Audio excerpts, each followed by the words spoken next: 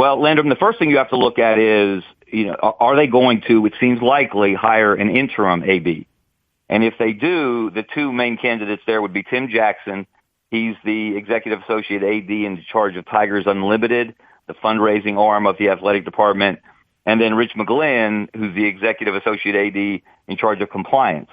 And, they have their backers. They have the people in their corner. Bruce Pearl, for example, loves Rich McGlynn.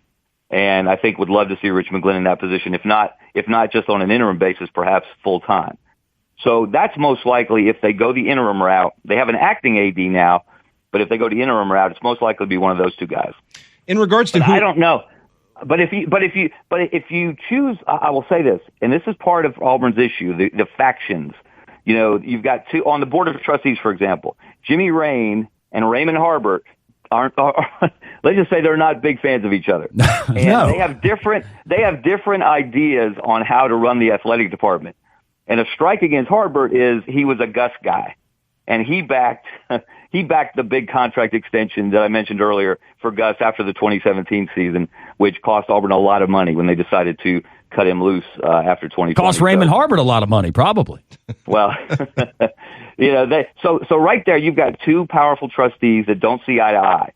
And if you choose one of those two guys that I mentioned for the interim position as the main guy, they might have a different trustee that backs them. So, it might be better. So to me, it seems that Auburn would be better served to look outside the athletic department itself, not necessarily outside the family.